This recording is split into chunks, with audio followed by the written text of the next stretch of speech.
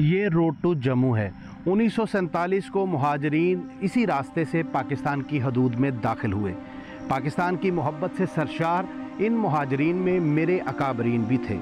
بچپن سے ہی ہجرت کے دوران آنے والی تکالیف کو اپنے بزرگوں کی زبانی سن اور آنکھوں سے دیکھ چکا ہوں۔ ہجرت کے دوران انہیں کن مشکلات سے گزرنا پڑا، تصورات میں آئیے میرے دادا جی کی زبانی سنتے ہیں۔ 6 مہینے سے سن رہے تھے کہ ہندوستان کا بٹوارا ہو رہا ہے۔ دہلی کے کسی بنگلے میں بیٹھے کچھ لوگ فیصلہ کر رہے تھے کہ کون سا شہر، کون سا گاؤں کس ملک کے حصے میں آئے گا۔ روزانہ 30 کلومیٹر سرحد بنائی جا رہی تھی۔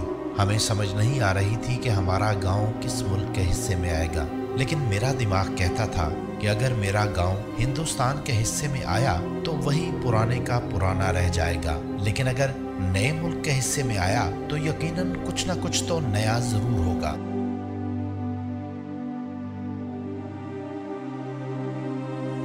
اگست کے پہلے ہفتے سے ہی خبریں آنے لگیں۔ جلندھر میں قتل و غارت ہوئی ہے، امرتسر میں آگ لگ گئی ہے۔ ہم سب گاؤں والے خوف زدہ تو ہوتے، مگر پھر روزمرہ کے کاموں میں مگن ہو جاتے۔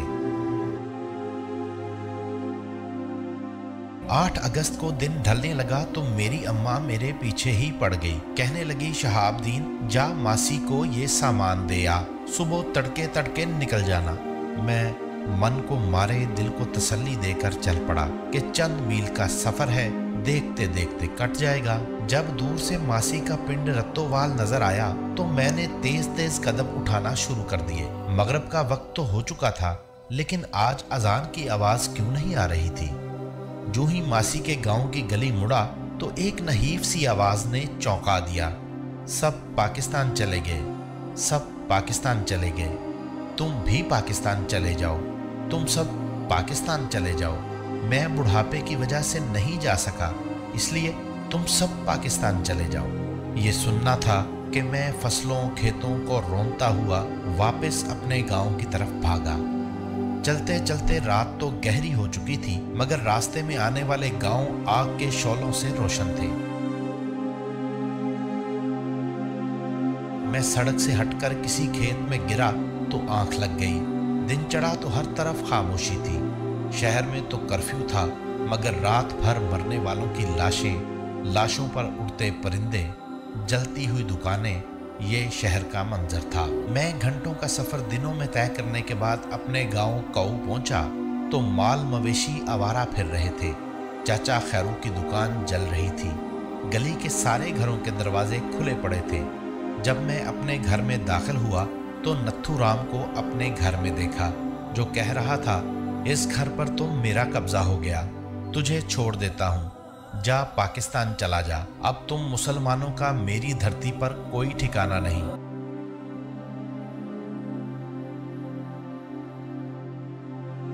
میں کھیتوں سے ہوتا ہوا شہر والے راستے پر آ گیا۔ یوں تو جموں پنجاب کی نسبت محفوظ تھا، مگر پھر بھی سیالکوٹ اور اس کے قرب و جوار کے علاقوں سے آئے غیر مسلم بلوائیوں کی وجہ سے فسادات کے اکا دکا واقعات رونما ہو رہے تھے۔ میں چلتا جا رہا تھا کہ الٹی سمت گھوڑوں پر آتے جتھے کو دیکھ رستے سے اتر کر کھیتوں میں چھپ گیا۔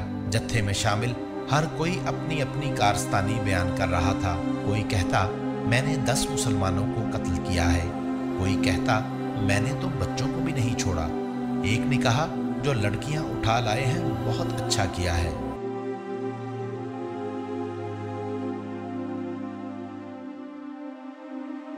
رات بھر بارش ہوئی، مگر میں چلتا رہا، گرتا سنبھلتا چھپتا چھپاتا چلتا رہا۔ جب دن نمودار ہوا تو میں جموں شہر میں تھا۔ انگریز سرکار کے ایک دروغہ نے کہا، تو کہاں پھرتا ہے، تجھے نہیں پتا شہر میں کرفیو لگا ہے؟ میں نے کہا، میں کاؤ گاؤں سے آیا ہوں، پاکستان اپنے گھر والوں کے پاس جانا چاہتا ہوں۔ دروغہ نے کہا، اسٹیشن چلا جا، وہاں سے ٹرین پاکستان جائے گی۔ میں ریلوے اسٹیشن پہنچا تو بہت سے مسلمانوں کو دیکھ کر کچھ حوصلہ ہوا۔ سب پاکستان جانا چاہتے تھے، لیکن میں دیوانوں کی طرح اپنے گھر والوں کو ڈھونڈ رہا تھا۔ مجھے در بدر پھرتا دیکھ میرے گاؤں کے چچا گامے نے بتایا کہ تیرے گھر والے پہلے قافلے سے پاکستان کی طرف جا چکے ہیں۔ ट्रेन के इंतजार में बैठे लोगों में से कुछ बुजुर्गों ने पैदल ही निकलने का फैसला किया। उनका ख्याल था कि हम दरिया किनारे चलते चलते पाकिस्तान पहुंच जाएंगे। नौजवान लड़कियां, बच्चे, बूढ़े, जवान मर्द, बचा कुचा सामान, बैलगाड़ियां, ये सब काफले का हिस्सा थे। हम चलते रहे। जब दिन आधे से ज्यादा ढल गया तो अचानक काफले के पीछे से आवाज आई, बलवाइयों ने हमला कर दिया है। मैं सरकंडों के झुंड में घुसकर लेट गया। जब चीखो पुकार, सर अकाल के नारे, शैतानी कह कहे अल्लाह रसूल के वास्ते थम गए तो मैं बाहर निकलकर देखा, कटी फटी लाशें दरिया के पानी को लाल कर रही थीं। कुछ जिंदा थे, कुछ मर गए। नौजवान लड़कियों ने इज्जत बचाने के लिए दरिया में छलांगे लगा दी। हमने जख्मियों को छोड़ा, माओं ने बच्चों की लाशें छोड़ी और फिर चलने लगे। अचानक मेरी आंखों के सामने मेरी जवान बहनों की शक्लें घूम गईं। हाय मेरी अम्मा, अब्बा, बूढ़े दादा सब कहाँ होंगे? अब क्या हुआ होगा? इन्हीं सोचों में गुम हम चलते जा रहे थे कि हमें फौजियों से भरे कुछ ट्रक मिले। अधमरे इंसानों को फौजियों ने तसल्ली दी, कहने लगे फिक्र न करें, हम आपको महफूज पाकिस्तान पहुंचा देंगे। आगे का सफर हमने फौजियों के साथ किया। चलते चलते ही दिन ढलने लगा। ढलते सूरज के साथ ये आवाजें आने लगी, पाकिस्तान आ गया, पाकिस्तान आ गया। सबने सजदा शुक्र अदा किया। हर तरफ लुटे फुटे इंसान, आहो बका, दर्द के मंजर। ये पाकिस्तान था, प्यारा पाकिस्तान। ये जम्मू के हालात थे जहां पर फसादात ना होने के बराबर थे।